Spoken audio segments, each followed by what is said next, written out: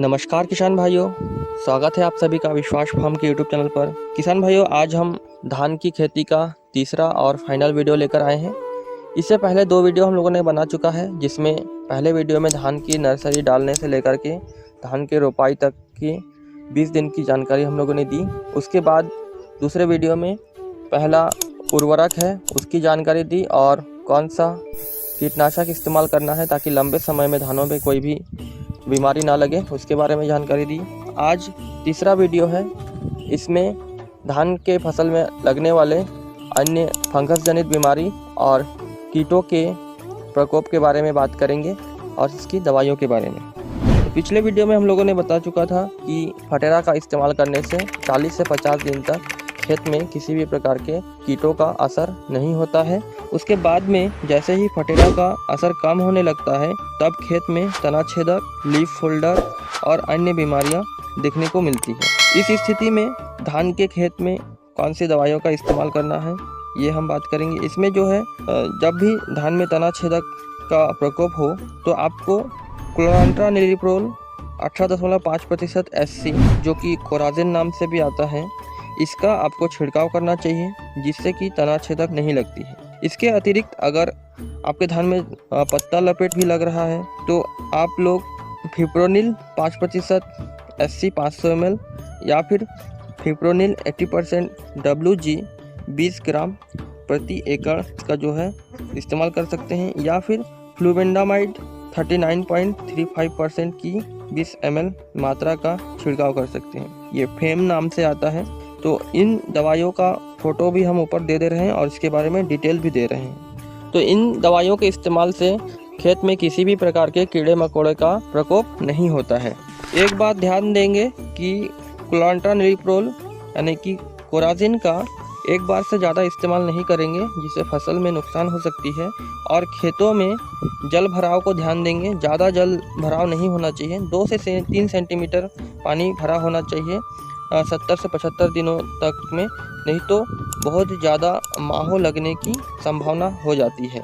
तो किसान भाइयों, हम बात करेंगे अभी दूसरी खाद के बारे में। पहले खाद का इस्तेमाल होता है, उसके बाद में पौधे का फुटाव होता है, बहुत सारे कल्ले निकलते हैं, पौधे का पूरा विकास हो जाता है, जिसकी वजह से पहले खाद का जो न्यूट्रिशन है वो लगभग पौधे में जा चुकी होती है, उसका असर कम होने लगता है। उसके बाद हमें दूसरी बार खाद का इस्तेमाल करना होता है, जिससे कि हमारे पौधे में जो बालियां आने वाली होती है और जो धान बनने वाले हैं उसमें पोषक तत्वों की कमी ना हो। उस समय हमें यूरिया का भी इस्तेमाल करना चाहिए और DAP का भी इस्तेमाल करना चाहिए, और हो सके तो पोटास का भी इस्तेमाल करना चाहिए। नाइट्रोजन उस समय बहुत ज़्यादा ज़रूरत होता है पौधों के लिए।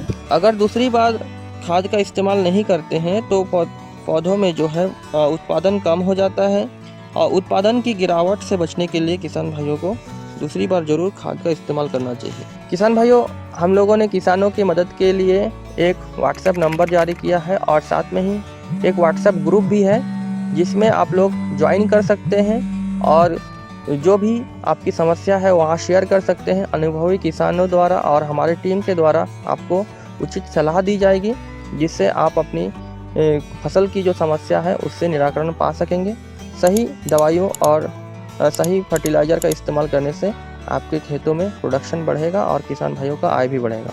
इसलिए हमारे चैनल को सब्सक्राइब कर लीजिएगा और इस वीडियो को दूसरे किसान भाइयों तक शेयर भी कर दीजिएगा, वीडियो को लाइक कर दीजिएगा, ताकि ज़्यादा से ज़्यादा किसान भाइयों को इन वीडियोस का फ़ायदा हो सके और हमारे प्रयास का एक पॉजिटिव रिजल्ट आ सके। तो आगे देखते हैं। जब भी हमारे खेत में धान की बालियाँ आने ही वाली होती है, उस समय हमें अपने खेत में दूसरी बार उर्वरकों का इस्तेमाल करना चाहिए। उसमें हमें 30 से 35 kg यूरिया प्रति एकड़ लेनी चाहिए। यूरिया के साथ में DAP भी लेना चाहिए 10 से 15 kg प्रति एकड़। नाइट्रोजन और फास्फोरस दोनों उपलब्ध होते हैं प्रचुर मात्रा में DAP में, जिससे पौधों को पोषक तत्वों की कमी नहीं होती है। और उसके साथ में आपको सागरिका लेना है 8 से 10 kg प्रति एकड़, जिससे कि पौधों में हरियाली बनी रहेगी और पौधों के अच्छे ग्रोथ के साथ साथ बालियों की लंबाई और उसमें पुष्ट धानों की संख्या भी बढ़ती है। इन तीनों उर्वरकों का आप लोग एक साथ मिला करके खेत में इस्तेमाल करेंगे तो आपको काफ़ी अच्छा प्रोडक्शन देखने को मिलेगा। उसके बाद आते हैं फफूंदी नाशक आदि के बारे में। धान की खेतों में फंगस जनित जो बीमारी है वो तब आती है जब धान के खेत में बालियां निकलनी शुरू हो चुकी होती हैं और धान का पूरे खेतों में अच्छे से विकास हो चुका होता है और अत्यधिक बारिश होती है, जिसके बाद में मौसम में लगातार नमी बने रहती है और सूरज की किरणें पौधों के जड़ों तक नहीं पहुंच पाती है, जिसके कारण बहुत सारी बीमारियां उत्पन्न हो जाती हैं। फंगस जनित बीमारी में पहला है तना सड़न। इसमें पौधों में यह बीमारी जब लगती है तो पौधे नीचे से सड़ने लगते हैं और यह बीमारी जो है पानी से भी फैलती है। उसके बाद होता है राइस बग, जिसको गंधी कीड़ा भी बोलते हैं।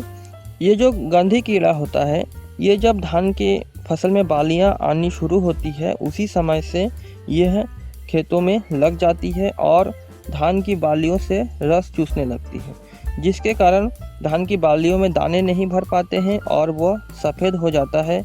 और ये जो गंधी कीड़ा है शाम के समय एक दुर्गंध भी छोड़ती है। इसका असर सबसे ज़्यादा जब मानसून होता है, ज़्यादा बारिश होती है उस समय होता है। शुष्क मौसम में इसका असर कम हो जाता है।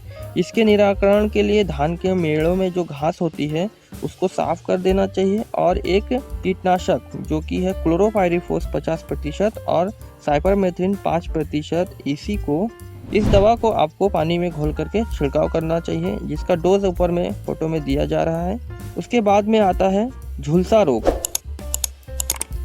इस रोग के लक्षण में जलस्तर के समीप जो डंठल है उसमें दाग दिखाई देते हैं और पत्तियों पर अंडाकार हरे भूरे धब्बे हो जाते हैं। यह धान के पौधे को बहुत कमजोर बना देता है। यह एक फंगस जनित रोग है। इसके निराकरण के लिए आपको टेबुकोनाजोल 25.9% EC जो कि एक सिस्टेमिक फंगिसाइड है 250 ml पर एकड़ आपको छिड़काव करना चाहिए, या फिर हेक्साकोनाजोल 5% प्लस वालिडामाइसिन 2.5% SC को 250 से 300 ml प्रति 200 लीटर पानी में घोलकर प्रति एकड़ में आपको इस्तेमाल करना चाहिए। इसके बाद में आता है भूरा फुदका यानी कि हापर बर्न।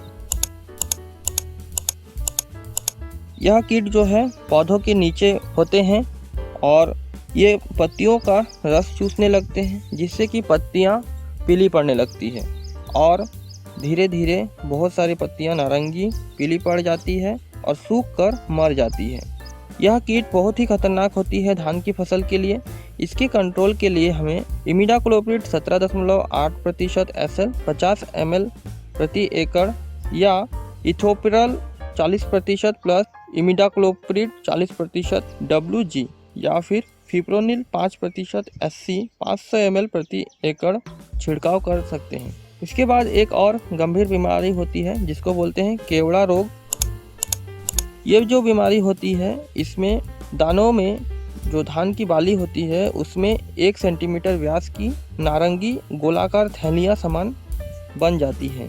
बाद में यह सूखकर पीला और काला पड़ जाता है, जो कि बहुत सारे धानों को नुकसान कर देती है।